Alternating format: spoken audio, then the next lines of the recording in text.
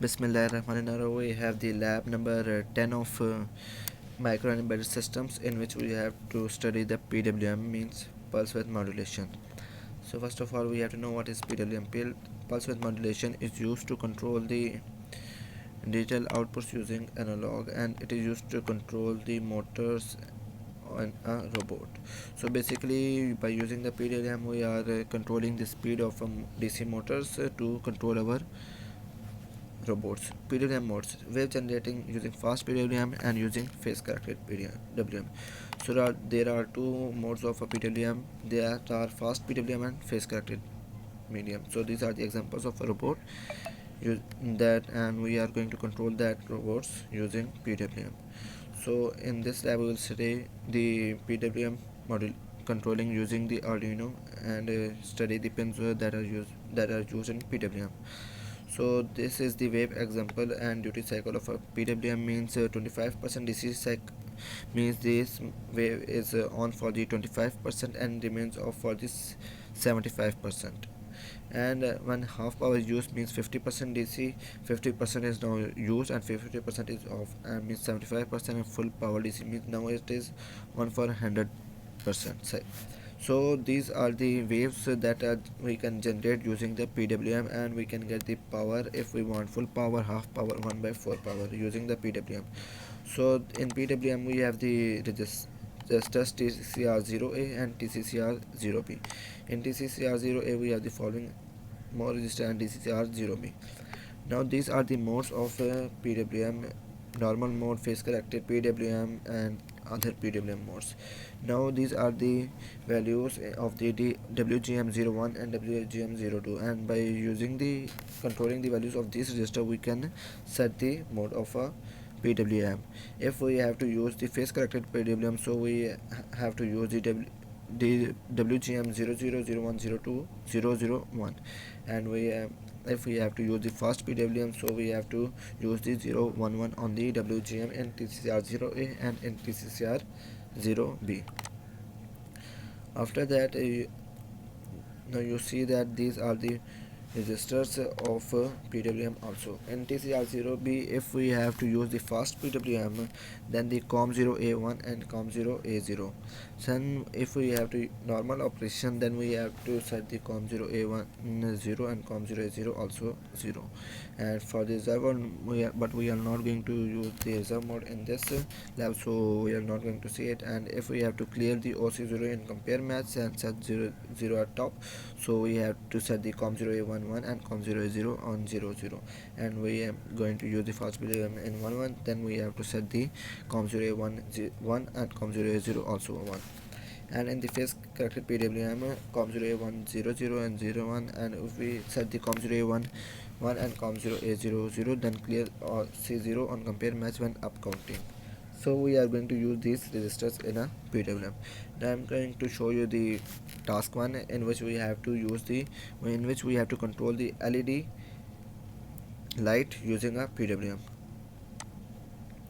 So here you can see the task that I have created using a PWM. Here you see that I have in the main function I am using the port B bit 6 as an output, so that I can connect my LED with that bit. And in the TCCR0A, I am using the OC0 clear, that's why I am setting the COM0A1 and I am using the phase corrected PWM, that's why I am going to use the WGM001.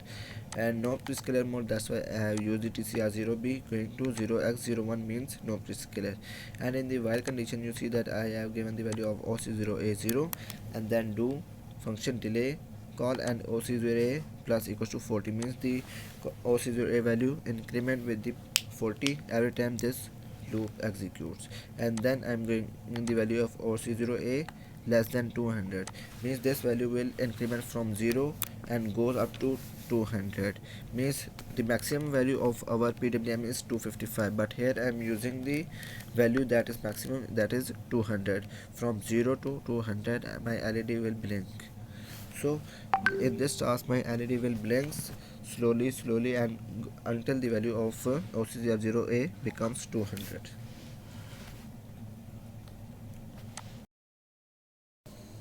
ये हमारा lab का task number 1 है, जिसमें हमने LED को blink करवाना था using the PWM pulse with modulation.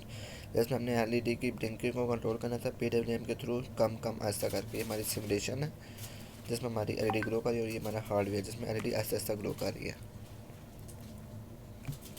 Now we have the task 2 of PWM lab, in which we have to control the speed of our DC motor using the PWM pulse width modulation. So here you see that I have include the interrupt library, because in this task we have to control the motor of a DC speed of DC motor using the 5 external interrupts. Means I am going to use the 5 external push buttons, and by pressing the each push button I am setting the speed of a DC motor. So you see that I am declaring the port A as an output and port D also as an output, and port B input 7 as an output. After you see that I have masked the 5 interrupt 0, 1, 2, 3 and 4, because here I am going to use the external interrupts for setting the speed of my DC motor. And after that I am setting the values of TCR0A and 0B for setting my PWM as phase corrected PWM, and clear OC0s for that comp 0A10 and no prescale. That's why I am setting value of TCR0B 0x01. After that here I have duty cycle and port A input, and then negation of port A to complement that.